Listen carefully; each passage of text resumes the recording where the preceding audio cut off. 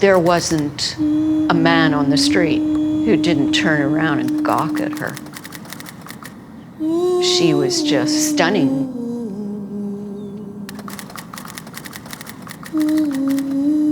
I never thought that she would have been murdered or killed.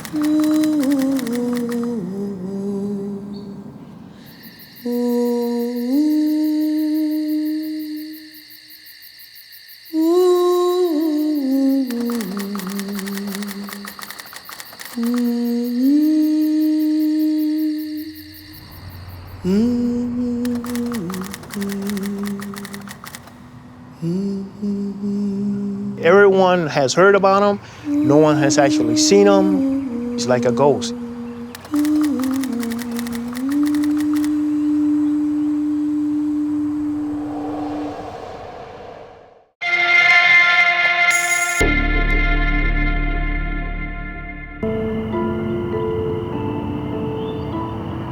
There are 11,000 unsolved murders in the city of Los Angeles, some decades old. Many of them cases no one even remembers. It's been the challenge for homicide investigators like Cliff Shepard, an original member of the LAPD Cold Case Squad, assigned to take another look at all those antiquated crimes. Going back to when we started in our cold case unit, we didn't know what we had. So we had to find out, we had to figure out what evidence we had. The police warehouse in downtown LA is the repository for this city's long history of violence. And even for a grizzled cop like Detective Shepard, cold cases are a daunting assignment, scouring box after box of old records, praying something might leap out from all those forgotten files, which is exactly what was about to happen. I stumbled across her, honestly. Literally? Literally. I wasn't looking for that particular case. The name on that case was Jane Doe 59. And I started going through it, and I saw the flyer, Jane Doe number 59, found in November of 1969. There's a black and white photograph of her. There's some rings that she had been wearing. There's a dental chart. There's fingerprints. And there's a great deal of work that had been done on it. But she's still an unknown. What was known is that Jane Doe was found in LA's Mulholland Canyon in November 1969. Stabbed 157 times, then the city's 59th death of an unidentified female. Today, the canyon is much the same as it was decades ago. It's a useful place for killers to dump bodies, yeah. Why? The beauty of this place, it's remote, steep canyons, valleys down below, very little pedestrian traffic. Police believe the body had been deposited here the night before. Would you be able to pull over, drag a body, and dump it without fear of being apprehended? Yeah, I think you wouldn't have a problem. But if all had gone well that night for that guy, we're presuming it's a guy, what would have happened to her? Most likely he's expecting that she'll decompose, that there'll be animal activity to disperse her remains, that she'll never be found, or whatever is found will be many years down the road. Yeah. Likely that she may never be identified. But she didn't go all the way to the bottom. No, she didn't. Somebody was looking out. Her body was entangled in some of the brush. I think a couple 100 feet down, and that's when we had a young man going down the road, bird watching, and happened to look over and saw her trapped in the brush. It was fortunate the bird watcher could see her at all, hidden in the undergrowth. But even with no name, there were hints about who she might be. This police mock-up showed her clothes were stylish for the time, and there was a clue. The tag in her jacket read, "Made in Canada." She just might be Canadian. After the autopsy, they put out this sketch of her. But even so, Jane Doe 59 would remain unidentified for a very long time to come. Eventually, her unclaimed body was cremated, the ashes buried in a mass grave in Los Angeles. And the years began to pass. Then, the decades, the 70s. How far would you extend that? Well, just watch me. I, Jimmy Carter, do solemnly swear. The 80s, the 90s. It was almost 4 decades later that the LAPD started its cold case squad to take on those thousands of unsolved murders, assigning veteran homicide detectives like Cliff Shepard to search file after file. And that's when he saw it. I pulled out a banker box, lifted the lid, and the first thing I noticed was there's a bra inside. It's evidence. Why is evidence inside this box? The box should have contained written documents and photographs only, because all other physical evidence was supposed to be destroyed years before. It shouldn't have been there. I don't have an explanation. But when I pulled it out, I saw it's bloody. The blood was crucial because it meant Detective Shepard could apply a DNA test, the investigative technique that didn't even exist when the murder was committed. And I knew that if we could still develop a profile on that blood, on the DNA, that we could put that into the database, and if any family were looking for her, that they could submit their blood or DNA for a comparison, for a run, to see if they matched. Cliff Shepard sent the DNA results from the blood on the bra to databases across the U.S. And for the first time, he circulated this post-mortem photo in color, though the police and media still seemed reluctant to publish such a graphic image of a dead person with no name. They weren't terribly interested in Jane Doe. There's just too many of them. I had about 4 other Jane Doe cases at the time, too. So even with her DNA available, there still was no identification. And the years kept passing. By 2012, a 5th decade had gone by since the murder, and Los Angeles detective Cliff Shepard retired. The case of Jane Doe 59 still unsolved, but still very much on his mind. And she's somebody's child. Yeah. And brother, sister, and they have names. It's just, who are they, where they come from, and what happened. After the break, it was the summer of '69. It was also the summer of Charles Manson. I just can't seem to adjust to your society because no matter what I do, it's wrong. For 2 beautiful young women, one from LA, the other Montreal, it would be the last summer of their lives.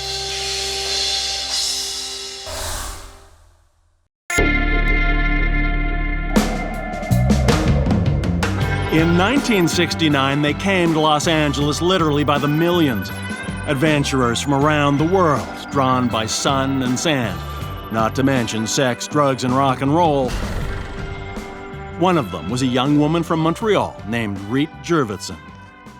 Well, and as she started maturing in later teens, there wasn't a man on the street who didn't turn around and gawk at her.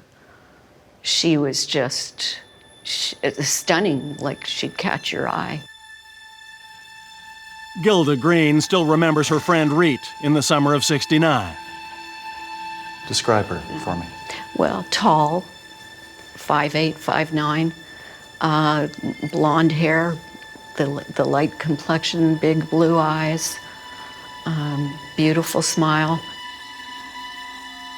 But her charm wasn't just in her looks. Another friend and confidant who recalls Reit as vivacious in every way was Ilmi Seaman.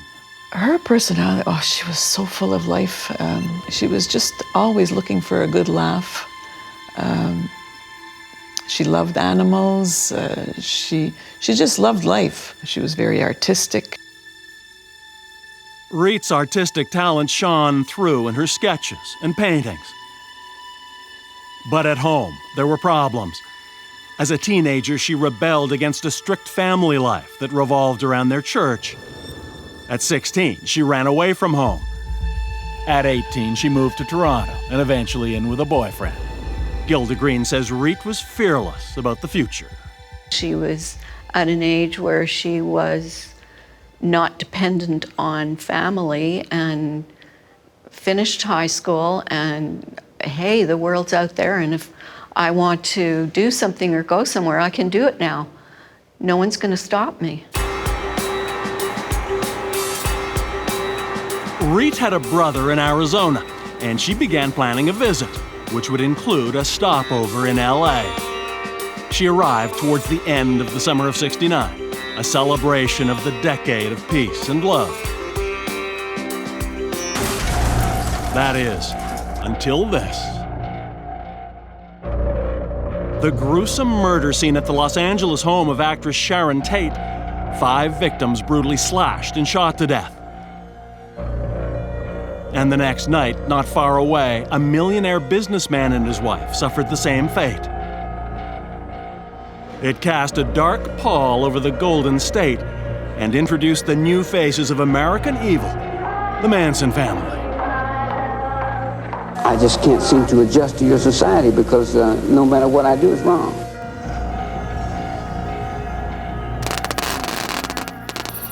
And it wasn't long afterwards that the birdwatcher discovered Jane Doe 59 in Mulholland Canyon. Eventually, the question was asked, was she murdered by the Manson family too? There were similarities: the multiple stab wounds, the time frame, the location of the killings, all eerily familiar. But back in Montreal, Reit Jurvetson's friends and family had no idea what had happened to her. That fall, Gilda Green got just one card from her childhood BFF in LA. I remember it was a postcard with the sign Hollywood in the back, just that she was happy and having a great time. That's all.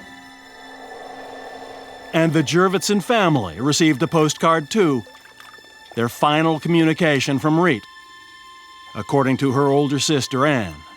Saying that she was happy. It was very brief. She was happy. She had a nice apartment. She was living in a nice apartment, and not to worry. And that was the last that we heard from her. Remember, Reit was on her way to visit her brother in Arizona. When she didn't arrive, they sent someone to look for her in Los Angeles, without luck. But the family never reported her missing. In those now distant days before cell phones, email, and Facebook, in a way, Reit's silence seemed almost natural. You know, we lived in a period of the 60s when young people went and traveled, and it wasn't a thing that, well, you know, everybody was calling everybody and everybody knew what everybody was doing, like today with their cell phones and so on and so forth. So it was a different time, and but as the years went by, I really felt in my heart that maybe something has happened to her. But the times were changing, and soon the internet would begin to crack the case. Increasingly, Reit's friends went online, combing sites about missing persons and unsolved crimes.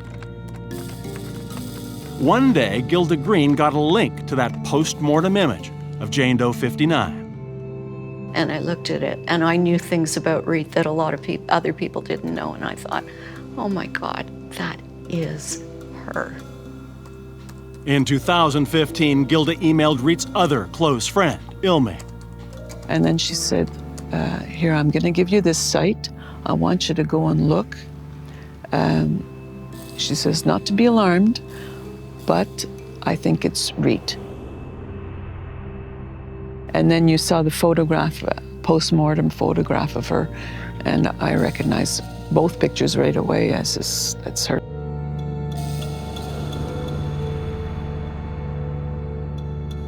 That's when they reached out to Reit's family, her sister Anne. And told me that they had some sad news for me, and that they said they found your sister.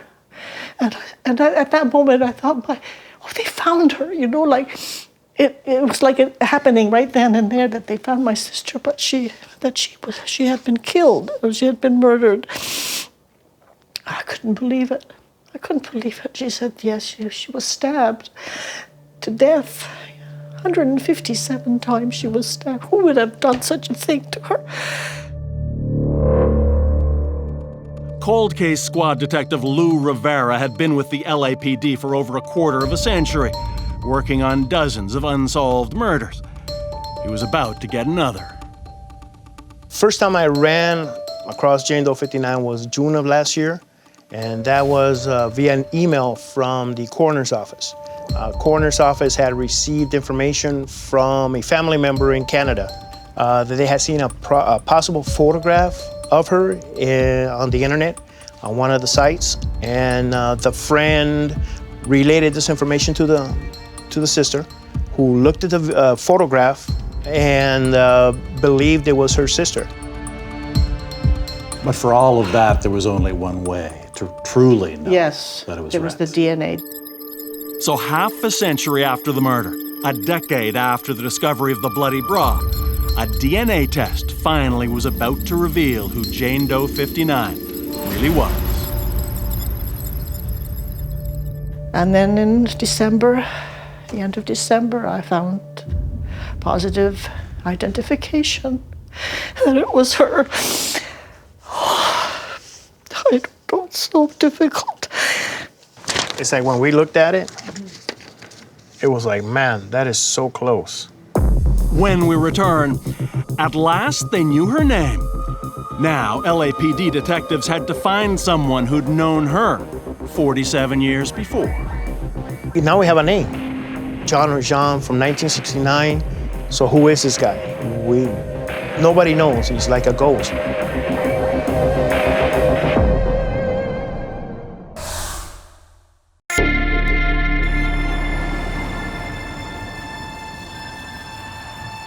For half a century, her identity was an impenetrable secret.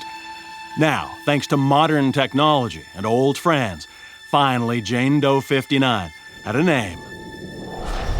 Friends and family had spent almost 50 years waiting and worrying. Now, for better or worse, they knew what happened to 19-year-old Reit Jurvetson from Montreal. The gruesome scenario revealed by the police report.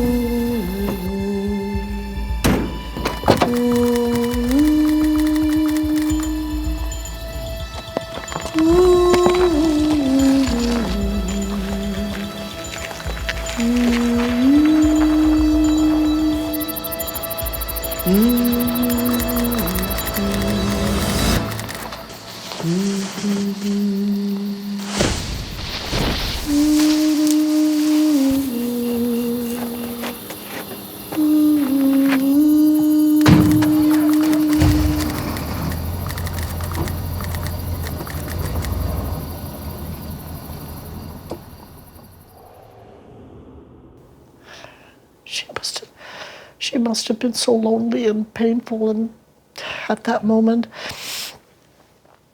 I mean, I had pain in my heart. My parents carried pain in their hearts in silence, but nothing compares to the pain that my sister must have endured when she was stabbed to death.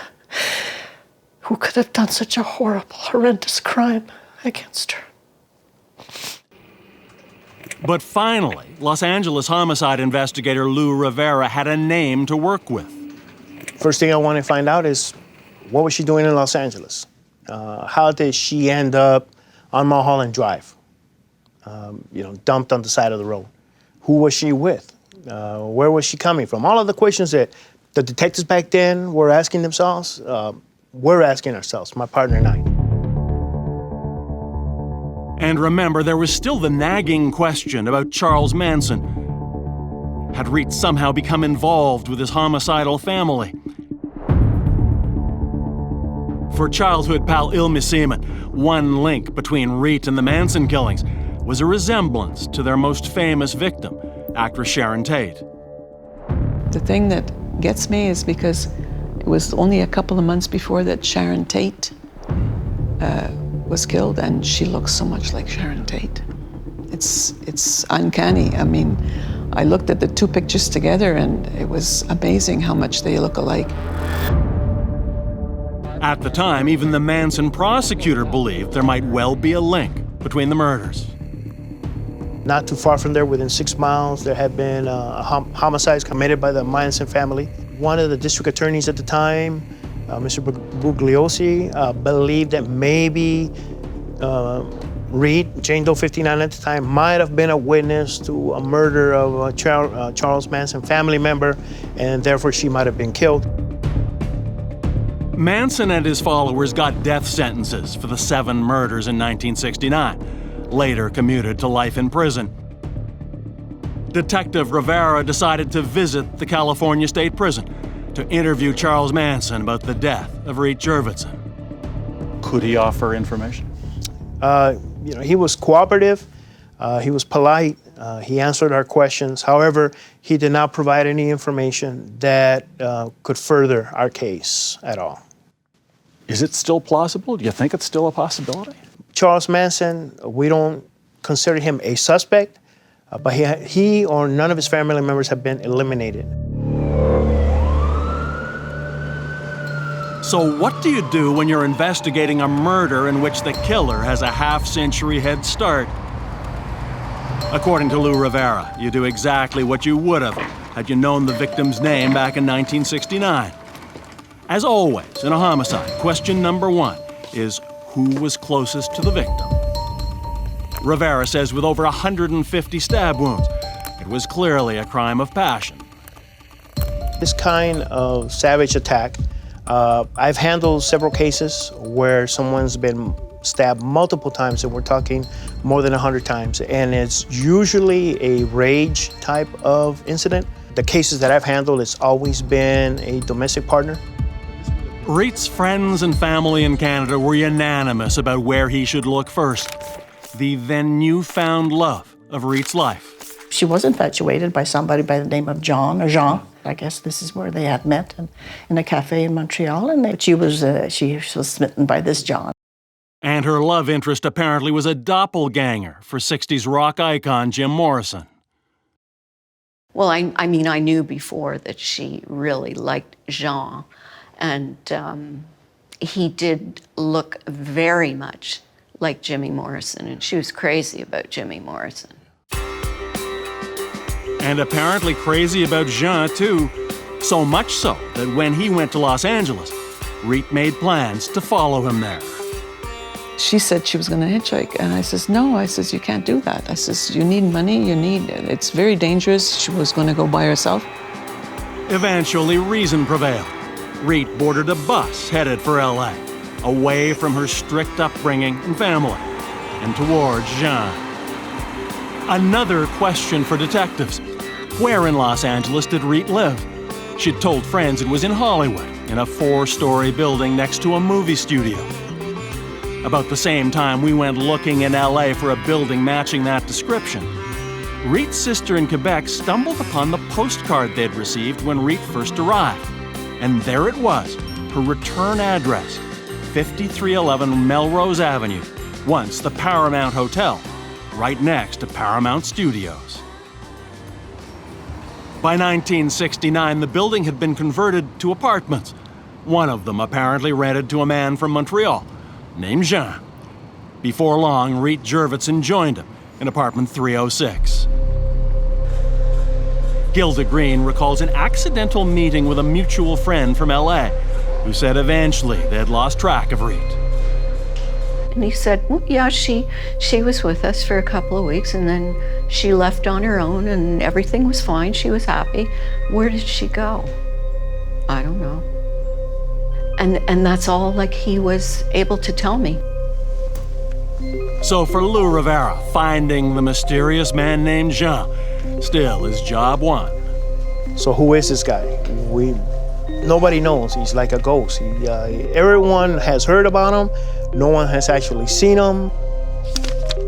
He's not officially considered a suspect, at least not yet. We call it person of interest until we find out who he is. He is definitely someone who's at the heart of the investigation because she came to visit him. But there's only one other person that might have seen or know who this person is to try to locate, this guy named John. Paul Robert. What do you know about him? What I know of him is that he is an artist in the Montreal area. However, no one has actually seen or heard from him in the past 10 years. That is, not seen or heard from him until 2016. Meet Paul Robert, still an artist in Montreal and once friend to the mysterious Jean. Jean, I remember, almost an angelic face. Paul Robert couldn't offer information about where Jean may be now, but he did sit down with the forensic artist we hired to describe the man he remembers from decades ago.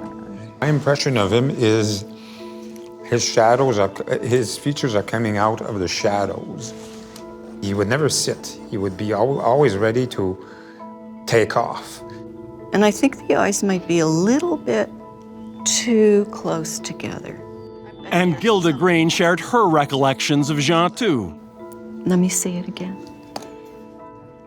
Yes, the top one looks more like what I would remember. This is the result, the closest likeness of Jean we have yet. Does that help you? This is new information that we didn't have, that I didn't have until 30 seconds ago. It'll help us because this is the kind of information that we could put out there to the public once again, and in hopes that someone from that era remembers, not just remembers the face, but remembers a name, which is what we need. And that Montreal artist, Paul Robert, did sketches of his own, which resemble the portrait of Jean our artist produced. The Los Angeles police have now released Jean's picture, hoping someone somewhere will recognize him. What took place in November 1969 may all seem so long ago. But knowing now how Reit Jurvetson died then, for those who loved her, it might as well have happened yesterday.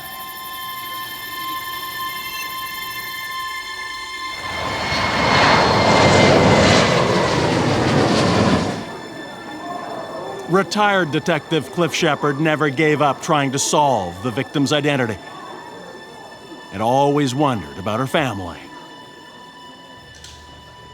Oh my gosh. Ann? Oh, It's okay.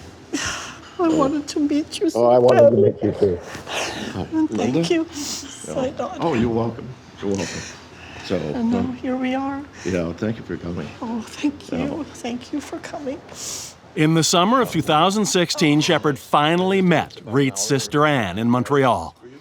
If not for him, Reit Jurvetson would still be Jane Doe 59. It just bothered me that, I felt that she had family somewhere, that she's not a throwaway child. Oh, no. And you did what you did, and now she has a name. Now she has a name, and we'll see what happens. We will. But for both, the haunting question remains. Who killed her? And, with the internet and with the new technology and everything else, certainly something will. That's why I say it's not impossible yet. No. We're still hopeful. Someone, somewhere, someone They knows, do. somebody Exactly. must No, know they do. something.